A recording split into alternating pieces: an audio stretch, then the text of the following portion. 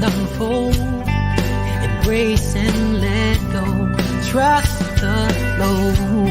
There's a freedom in love when you follow your heart. Together we are stronger than we could ever be apart. No matter who or what you call yourself or where you come from, yeah, there is a place in this world with open arms right now. Welcome to love. Welcome to peace. Welcome to our community. Be who you are. Let your light shine. We're so much more when we unite. You are welcome here. You are welcome here. Breathe in and out. Slowly feel all that's around you. All that you feel, all that you know. Let it go. Welcome to love. Welcome to peace. Welcome to our community. Be who you are. Let your light shine. We're so much more when we unite. Yeah, when we unite. Oh, we unite. Yeah, yeah, when we unite. Yeah, yeah, yeah. You are welcome here. Love is welcome here. Peace is welcome here. You are welcome here.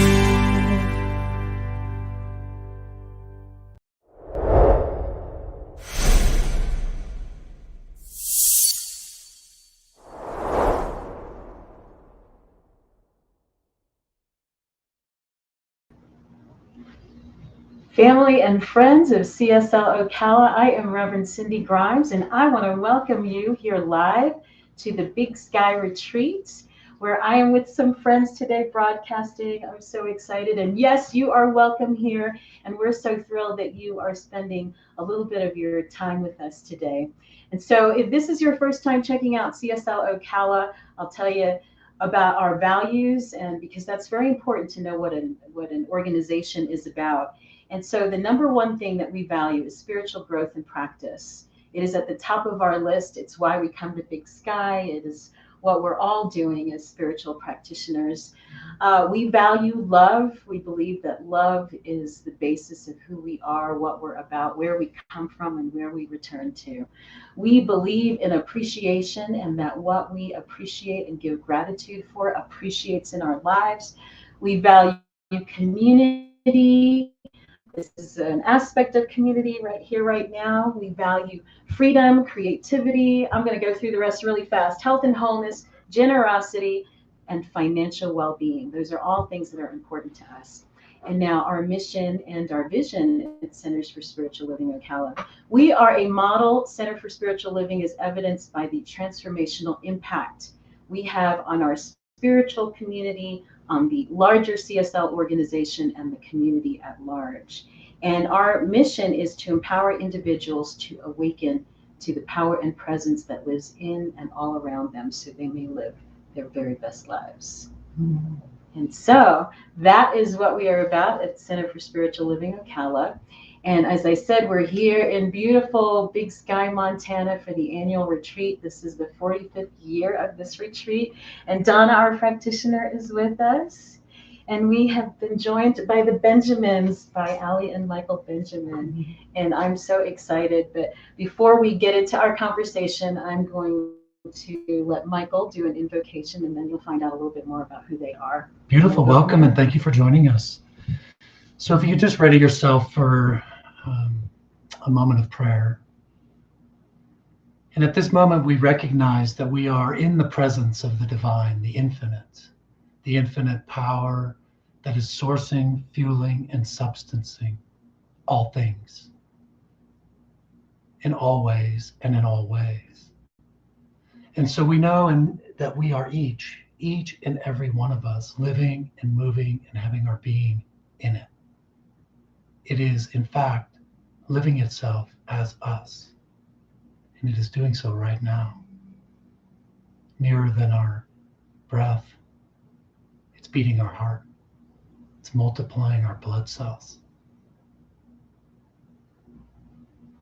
And so as I speak my word right now for today's service, I know that it serves. I know that as we share, the collective wisdom is impacting not only ourselves, but you, and maybe your loved ones. And that the ripple out is infinite. And so I know that for CSL Ocala, that we are together right through the ethers, live, and all is well. And so I give thanks for the invitation to join you and to share from my heart the opportunity to connect with you. It's always been a vision of mine to be with you in Ocala, and here I am. And so I give thanks for Cindy and Donna and all the technology. I give thanks for this Big Sky retreat where we are, and the lessons that are being shared, and the wisdom, and all that will be gained as a result of it. Thank you. Thank you. I know it's good, and so it is. Amen. So it is. How beautiful. What a wonderful opening. Thank you so much. My pleasure. Yes. So I hope that you all are now going to get a little idea of why it is that we come to Big Sky Retreat, and why it is the longest lasting metaphysical retreat, and also to just get some nuggets of wisdom from these beautiful people that are joining us here today to talk about this topic. And it all mixes in, it just all blends beautifully with what we've been talking about at CSL Ocala. And our year theme being the See No Stranger, the Revolutionary Love Project from Valerie Kaur. And this month we are taking that compass, right? We're talking about revolutionary love, meaning loving other people, others who we call others, loving people who may show up as opponents in our lives. And at this time, we're talking about what it means to turn the compass of love to ourselves. And I think we do that pretty well in New Thought. I think we do. But again, this Big Sky Retreat and these people were just the absolute perfect ones to be here for this conversation, because we met the first time for me back in, it was either 2015 or 2016.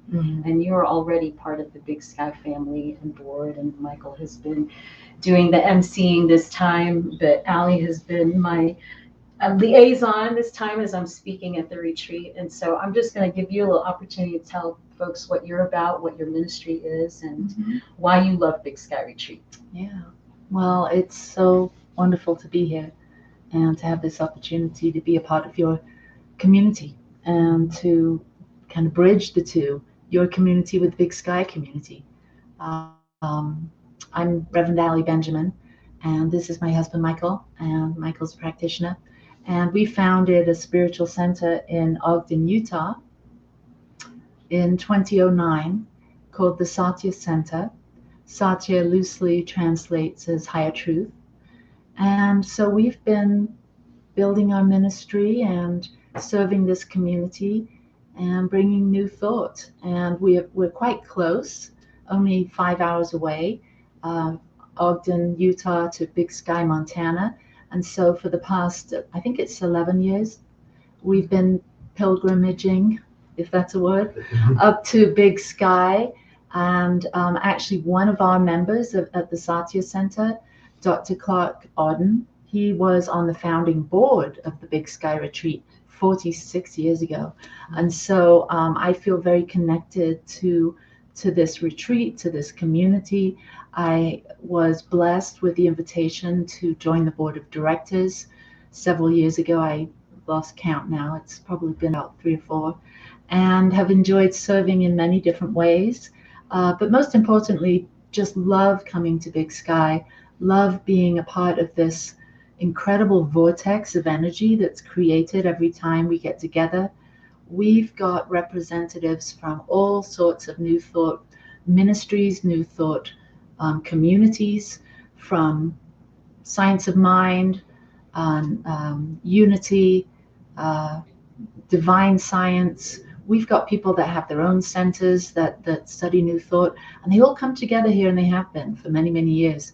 Sort of the walls that may have divided in the past sort of crumble, and we get together and we share the good news that there is only one, that love is the answer always. So Thank you. Yeah, and for I go where Ali goes because we're a team, and we have really been touched by what you just touched on, Ali. Which most of the retreats that we go to seem to be isolated within whatever organization we're a part of, and what we find here is it's a melting pot where we're open at the top, and the experience that comes from the diversity and the lessons. And also what really touches me is the senior members of the community, where there's a nice blend in age population, from those that are in their 80s, actually 90, 92 here. Actually, I think she's going to be 92 is what she said. And all the way through to, young 30s. So it was a really nice blend. And plus it's just a week-long deep dive with other deep divers, and the music and the message and the inspiration that just goes, throughout the day, several days. It's just inspiring. Well, I'd be remiss if I did not mention New Thought Media Network and Reverend Robert Brzezinski, who opened up this space. We're in his cabin right now, using his equipment to broadcast, and everything is just perfect because my computer died this weekend, and I thought, how in the heck is all of this going to come together? And you just keep surrendering. Wow. And surrendering and surrendering, and here it is, just coming together beautifully. Donna, why don't you share why you love Big Sky Retreat? Words cannot even begin to express the feeling that you get when you're in that vacuum, that is that space of everyone uplifting all at once. And then, especially when a speaker says something and you can feel the light bulbs going off, not even just see them, but you can feel it going ding, ding, ding, ding, ding. And then you become a part of that ding, and then it just uplifts your entire being. So you come one time and you're thinking, I must be back. And so you come back the second time and it just gets bigger and bigger and bigger until eventually you crave the energy. Like you look forward to it all year. I can't wait to get around those people so I can refill my cup. And that's what it feels like, is a replenishment of your soul. Throughout the year, you're doing all kinds of stuff, and then you come back and converge with others who are out there doing this work in the world, in different, whatever their modality is. Yeah. And so that's really cool to come back and say, oh, me too. Yeah, me too. It's that feeling. Yeah. And that's why I keep coming back. Yeah. It's that reset. It's the Right? reset. It's a reset. It's a recharge. And I think after all the drama and trauma and things that we have been through collectively, through 2020 and the pandemic, like it was really much needed. And even for me, to the last seconds, I wasn't even sure I was going to make it, of having had COVID for the second time and all of that drama. And so I think it's really appropriate that the topic that we're on this month is breathe. Right? Isn't it? There's no mistakes in the universe. Yes. I didn't choose it that way. That was just how the calendar went. To talk right now about breathing and what it means to take that time to nurture. That's what it means for me. Let me put it that way. Besides the actual physical necessity and what our breath does, that to take that time for self, to recharge, to do whatever it is, whether it's music, art, being out in nature, which is what it is for me, Mhm. being with like-minded people and that love to play in the same sandbox is the thing that replenishes me. It's how I can just take that deep breath and just relax into life. So that's what I love about Big Sky. And being surrounded by all these trees in the mountains, that right there, just being replenished with the oxygen, just standing in that space with all those trees around you, you can't help but get that feeling of being supported with the breath. You know, and because of that mountain sickness, it forces you to get very aware of how your body is breathing. So that's what I'm learning as I'm going through that breathing process. There is that too, isn't there? We're up over 8,000 feet, and for those of us at sea level, it's a change. It's a change. So it takes a little something. The breathing is something you think about more rather than just taking it for granted. Like actually, oh, I have to take some time right now to just rest here and breathe and catch my breath again, you know? And so again, I just think the timing of all of this is perfect. And I must add that I think this is our 11th or 12th year, but we've been coming in. We just now to walk down and do this service walked right into a bear. Yeah. Now that took your breath Of away. all the time we've been here, we walk out of our hotel and walking right up the road at us is a bear. Yeah. And it was like, oh my gosh. Special. I mean, wow. Breathtaking. And it saw us and turned around and ran away like it was like a 2-year-old. You know, so it was fairly playful. Nice.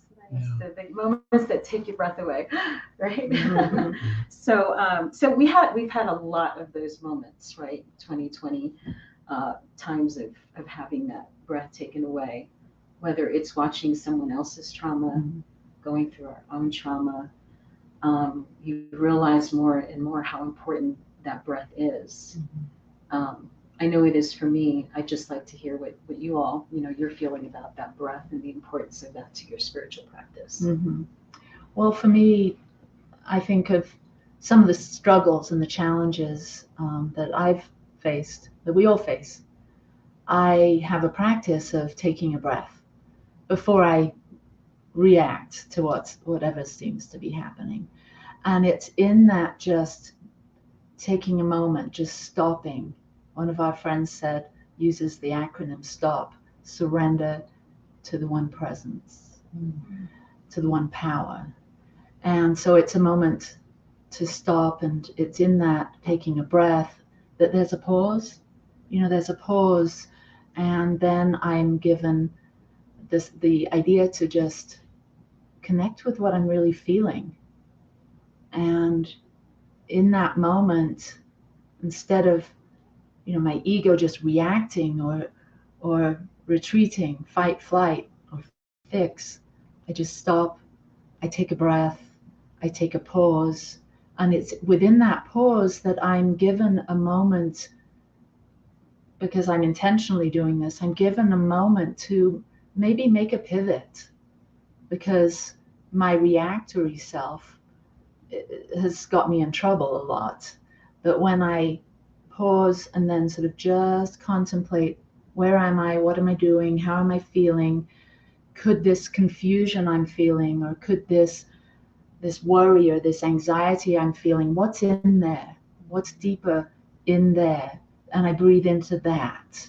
What's the gift, what's the nugget, what's the thing in here that wants to express through me, rather than just reacting to the struggle or the challenge. And so for me, breathing is something that I do obviously all the time, we all are, but it's something I do as a spiritual practice to tune in to what my soul, what my spirit, what my essence wants to express. And I think that's grace. When you can stop and pause and take account of what's going on, feel the feels, and then make that choice, have a breakthrough, and allow yourself to find, maybe it's your imagination kicks in, or maybe your creativity, and then you start to feel the flow of grace. And to me, breathing is grace. I mean, someone said to me that grace is God infusing itself into your life in spite of yourself. And I think that stopping, that breathing, that pausing, that pivoting, then allows for grace to happen. And so it's about embodying love and embodying grace that happens through mindful breathing. And then sometimes I'm just breathing away and I'm not thinking about it at all. But when I do, when I take the time when faced with a challenge, and that's when I tune into the power of the breath. And we know that when we're consciously breathing versus unconsciously breathing, we get a lot more. We get a lot more oxygen. We get a lot more air. I too use it as a tool to move from the outer world of effect, or the ego world. I use it as a way to stop, as Ali said, surrender to one power. And when in that pause, while I'm paying attention to my in breath and that out breath, I usually at that moment connect with my divine truth, and that is that everything's in balance and all systems are a go, and life is for you. Oftentimes, I also reflect when I'm taking a few breaths, where I inquire, what is this for me? And another way to ask that, a little bit more inquiring, is what is in this for me? And then when I listen, answers come out. Because the truth is, we're sovereign beings of divine wholeness. We have everything that it takes. We need nothing. And I know I want to let Donna speak too. I can keep going because but also I would transition and will go into the breath work I do with folks in hospice care, and how valuable that is in terms of becoming comfortable. So. Beautiful. Yeah, you know what? If you would, well, never mind. I'm not going to tell you what to address. If you don't pick it up, I will ask you another question, because I have something I want to make sure you talk about. Okay. So my spiritual practice around the breath, honestly, has to do with what I've learned from patients, especially during this COVID time, because I have to breathe with them. You have a patient that's, desaturating, and their oxygen is dropping into 60s and 70s, and they're like freaking out. And so as the nurse at the bedside, you're going, okay, breathe with me. And I'm taking the breath, and I'm holding, look at me. And while I'm going through that, my brain is in a panic of, okay, I'm assessing the situation, and who am I calling, and do I need to call a code, and da da da da da da. All this stuff is going on, and then I'm like, oh yeah, Donna, breathe with me. So I use that same practice for myself. So when I'm going through something, especially when I'm experiencing fibromyalgia pain, when that pain hits my whole body, and I stop and I think, oh, my body needs oxygen. Okay, breathe with me.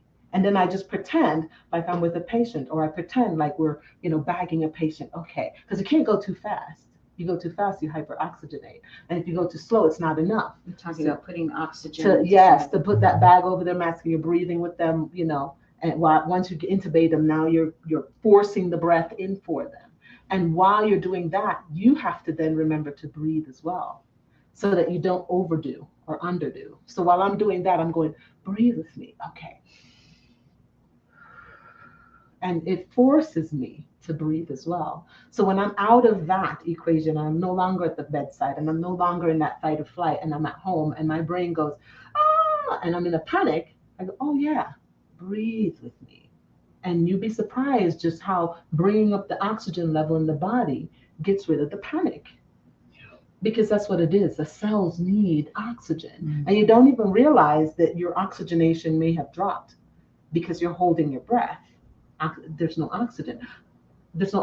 So then your body kicks in and says, hey, you need oxygen. So then your brain goes into a panic. So if you can remember to just step into that, oh yeah, breathe, and just try that first. And if that doesn't work, drink water. And between those two items, it usually gets you right out of that crazy spiral. And that's what I found works the best for me. You talked about exactly what I wanted you to talk about. One line. Perfect. One line. I didn't even have to say it. You brought up the point, though, that I think is so important. This has come to me through doing the peace building work and working with trauma. And, well, talking about adverse childhood experiences, right? You know, I've talked about this a lot before on the broadcast about those things that happened to us in childhood. And there was one particular measure where people who had more than 4 adverse experiences in childhood were like 4 times more likely to have COPD, chronic obstructive pulmonary disease. Like the number was just outrageous. Now I could understand your likelihood of having heart attack, cancer, stuff like that. I couldn't figure out COPD. And I was just chatting with a friend that was a physical therapist. And she, off the top of her head, she goes, "Oh, that's easy." Really? Why? She says, "What do you do when you get scared?" What do we all do? Right? You have that moment. And I think that we collectively right now, humanity is like holding our breath, right? Waiting for what's going to happen next. It's the sickness. It's the racial strife. It's this, it's that, you know, and we hold our breaths. We learn as children. That keeps us safe. And so you may experience things as a child, you know, 6, 7, 8, whatever, you know, and you carry that into adulthood and show up with chronic obstructive pulmonary disease when you're 50 or 60 years old because that's your go-to, right? I mean, it's all anecdotal. It's all anecdotal, but it makes sense to me, you know, that we are, even now, as I think about it, whenever I get worked up about something, the first thing I do is very shallow breathing or stop breathing. And that's why taking that time, right, to intentionally, right? There's the Frankl quote, between stimulus and response, between what happens and what you do about it is a space. And in that space is the power to choose your response. And in that response is your power and your freedom. And so that's like very useful, very usable, day in, day out, practical stuff for when you're feeling your anxiety going up for whatever reason, whether it's anger or fear, to take that time and breathe. Yeah. Right? That reminds me of the square breathing. You know, the taking inhale for 5 seconds, hold it 5 seconds, exhale 5 seconds, hold that 5 seconds. And that sort of meditative, mindful breathing not only brings, you know, good amount of oxygen in, but clears out that oxygen that maybe we don't, you know, give full exhalation some of the time. So you're the nurse, you probably know about, you know, not It's deep blowing breathing. off the carbon dioxide, you know, it's getting rid of that, because too much of it in the system makes the brain go haywire. It makes the person confused. And so sometimes when people are thinking, I'm anxious, it could simply be that you need to reoxygenate the body and blow off some of that CO2. And when you do that, the brain goes, okay, I feel better now. You know, so there's something very scientific that's going on with the breath, and then being mindful of what's happening in your body so that you can support the body. You know, the body will give you the signal that says, oh, I need this. And so you have to figure out what the body needs, the physical form. And sometimes that emotional form is what's triggering the physical form to say, Mayday, Mayday, we have a problem here. Your organs need oxygen. Breathe. Well, we are that bridge, right, between the spirit and the material world, absolutely. right? So it makes sense that that's how we bring it into our being, and that we would feel it in our physical, you know, in the physical body. Did you want to? Well, I just wanted to add that, you know, I was also doing this G-Fit at Gold's Gym, which was, you know, the 5 a.m. class. And I remember the first couple of weeks, I was just getting a total butt kicking. I mean, it was just amazing butt kicking. And I was just wondering, because I wasn't in that bad of shape, but I was just wondering why. And then I caught myself panting. I was panting, you know, fast in and out, open mouth breaths. And then I just heard this voice come to me. It was like probably the second week. It said, relax and breathe. And the next thing I know, I started to nose breathe. And I just started to take deeper breaths. And the next thing you know, it was like shifting from second gear and third gear down into fourth or fifth. And then I was just golden. Like I just had so much more.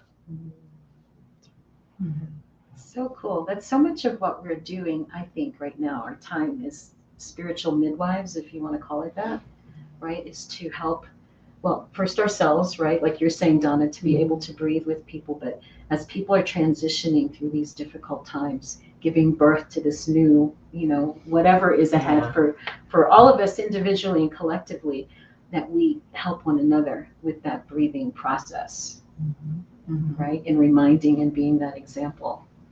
Yeah, I think as each of us have our own ministries, and we're in service. And I think so many of us in times of crisis, or when we're serving a community, we tend to not take the oxygen mask first, so to speak. We tend to, go to fix something or put out the fire, or support where we need to. And I think there's also that reminder of taking the oxygen mask for ourselves first, so that we do have enough to give to others. You mentioned the book, the Valerie Kaur book. And in the chapter on breath, she talks about self-care and her being an activist and being someone that's really a voice for so many. And she had forgotten to take care of herself, and she was questioning whether they should go on their honeymoon. I don't remember. And her community insisted that she go on her honeymoon, even though there were 100 different things to do, that it could all wait. And I think that's something that all of us can benefit from, is self-care, especially for us in service roles, when so many people depend on us for their spiritual food. We have to give that to ourselves first. Absolutely. And we have to remember that we're not by ourselves doing this thing. There's a team. So while you're putting on your equipment, per se, like we don't run into even if the patient is coding, we're not running right in there without our PPE on. We're taking our time to put our PPE on. But there's other people in the team that may be there before us, that may be on those, I got it before you. The same thing with our spiritual practice. There are others who have gone ahead, who have already armored up and suited up, that can jump in and say, I got this. Let me start. And then while you suit yourself up, you can then jump in with another person who's behind you suiting up. And then all of us are suiting up and getting forward and coming forward, until eventually those others that we're helping start to suit up, and then they get to the back of the line and they're helping the others coming. And then it becomes this train of pulling up humanity together. Because it's not just me doing the work, it's you doing the work, and you're doing the work, and you're doing the work. And all of us are rising together. Even if one is underneath another, we're all doing it together. That I think you referenced that with the birds, like the main bird in the front goes in the front and he's leading, but he's not always the leader. If he gets tired, he pops back and somebody else steps up. That's right. Birds in V formation. The leader comes back, and then another one comes in its place. Yeah, but you have to know when to drop back. Correct. Right. And you got to be willing to say. Self-care pops in that says, today I can't hold. And there's no guilt around that, and nobody's going to lash us and say, oh, shame on you. You're supposed to be the spiritual leader. You have to hold. You have to then be the example to say that, oh yeah, I'm also a human being in a human body going through stuff. I also have bills to pay and stress and blah, blah, blah, blah, blah. And how can I then be the example so that others can learn that take care of this first and then move forward? So important. So important. How are we doing for time? 1:30. So we have a few. Okay, so I want to ask, how do you come to the realization, really, of the importance of breathing? Like, was there a moment for you where you were like, okay, this isn't working for me. I need to change things up. Well, yeah, there's been many, many, many of those moments for me. Somehow I knew that you could share. Yeah, there has. I don't know how deep we want to go into that. Maybe it'd be a good conversation for another time. But I remember there was a time that's coming to mind now. My son, my 10-year-old son, hadn't been feeling well, and we had finally, he was just in so much pain, and we couldn't locate the source of it. It was in his back, we knew that. And we took him into the hospital, and he was inpatient. They'd done MRIs, and he was in the room playing his video game Mario Brothers or something like that. And the doctor came to me and called me down the hallway and took me into the room, the room. The room. And he said that your son has a 19.5-inch spinal cord tumor, malignant and inoperable. And now that took my breath away. And I was breathing anyway. There's those key moments, those moments when the world stops, when you hear something and life as you knew it is completely different. And that was one of those moments for me.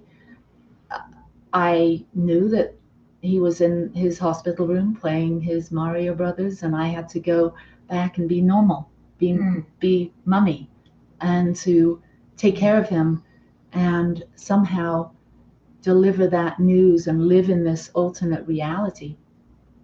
So I share that story because there's times in our lives when things change so fully, so radically in our lives, and we have to keep going. We have to keep breathing. And I think if you've had enough of those traumas, those losses, you were talking about trauma and loss, that it does affect you. It builds up in your body. You get diseases. You have financial situations, relationship issues. Life can get really mucky. So that was at the beginning of my, I was in practitioner training at the time, thank God. And so for a moment, I went into that place of, oh my God, what do we do? But my practitioner team got me back to that place of trusting and knowing that, that we're held in grace. And it's through the breath, it's through simple mindfulness practices, it's through having a support team, it's having the awareness that we can utilize our spiritual family. We can practice these simple things like breathing, meditating, affirmations. They work. These are our spiritual tools when life does come up to meet you in a very uncomfortable way.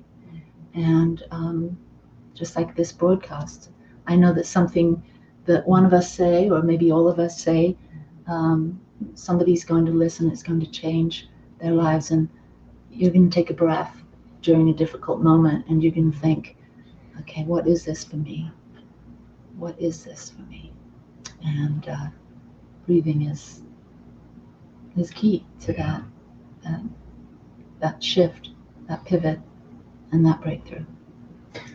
And I have to add, our son is 32 today, and his tumor was operable, and he is fully independent living, and he is an amazing, amazing young man. Thank you. And so our story, by being able to take breath and take a step back and breathe and allow grace or God to infuse itself into your life in spite of you, we have had, and I think that's what Ali was referring to when she said it could be a very lengthy story, maybe for another time, but one, what most would refer to as a miraculous event, one miraculous event after another.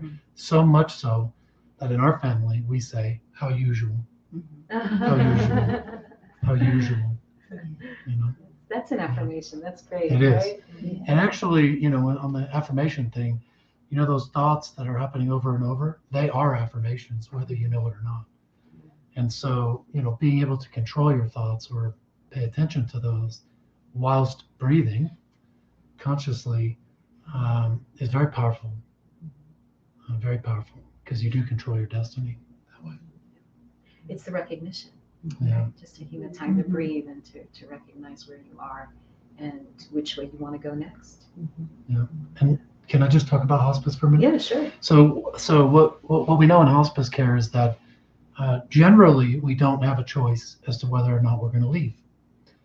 But we do have a choice as to when we leave. And so what tends to happen when there's a room full of folks that are maybe in struggle or in because there's a lot of dynamics that happen in families when our loved one is leaving. The patient can be held up by by concerns that really they're picking up on that might have to do with their daughter or their son or so forth. And so what I have done in the past and will continue to do is to invite people to breathe with me, as you said, breathe with me. And we just breathe slow. And like Ali talked about the box breath, and I will use that box breath where I'm looking into the eye of my patient and I'm just doing this breath work. And slowly, and in their right time, we don't leave before we're ready, but in their right time, they will go. But what I hear from the family afterwards, more often than not, is, oh my God, thank you. Like that was the most soothing, that was more soothing than I ever thought it could be. So, Thank you for sharing that. Thank you for doing that. Yeah. It's such beautiful. and we don't want our loved ones to go, and please don't misunderstand all that. Right. But when it comes down to hospice care, we know it's going to happen. Yeah. It's And to ease their journey. Yeah. And I know you're doing that as well. Yeah, it's a bit more intense when we're working with COVID patients because, of course, you're trying to save them. And so you go through this whole panic of trying to save, but there's this moment, and I recognize that moment for myself when I discovered how important the breath was. And it was when I almost drowned. And I remember thrashing against the current and was running out of breath. And then I was like, oh, wait. And I relaxed my whole body. And that's when I popped up to the surface and was able to breathe. So that reminds me that when I feel like I'm thrashing about, just, oh yeah, relax. And then it just pops right back up to the surface. So that's when that breath really helps. Awesome. Thank you. I feel like I'm here with just professionals with this. Thank you for having us. We could keep going, but you know what? I know we could. We've got an afternoon session to get to. We do. It's going to be awesome. We do. And so that means that we're not going to have our after Zoom session today because we're going to go to the workshop and enjoy that. So whatever it is you're doing this afternoon, I hope you're having a fabulous time. And I just want to give thanks again to our guests. Yes, for a wonderful moment, and to New Thought Media for bringing us together. And we'll go ahead and close out, but I'm on the wrong side of this broadcast here, so we're going to let you close it out, Donna, because I think we've got the offering that we want to do quick, and prayer for protection, and there we go. All right, so let us share our gifts, and thank you to everyone who ever puts a pen to paper to give through check, or to put it on their phone, or to deposit into an account, or however it is that you give to the Center for Spiritual Living Ocala and to anywhere else. We're so grateful for your heart and for activating that. So I'm going to invite you now to do our affirmation together with us. And you will see like the text to tithe that's scrolling there on the bottom. You can just text directly to that number that's scrolling. And you just, once it's set up, it's super easy. You just plug in the amount that you want to give, as well as donating on our website at cslocala.org. So I invite you to do our affirmation together. It is the nature of life to give of itself, as it is the tree's nature to bear fruit and the flower's nature to bloom.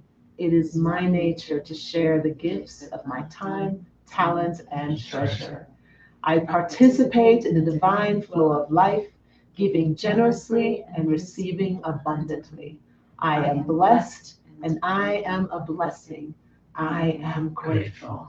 And so it is. Thank you so much for all that you do in the world and how you are making yourself available and saying, yes, use me. And so now we go into our prayer for protection as we do this together and close this vessel that is today's service. The light of God surrounds us. The love of God enfolds us. The power of God protects us. And the presence of God washes over us. Wherever we are, God is, and all is well.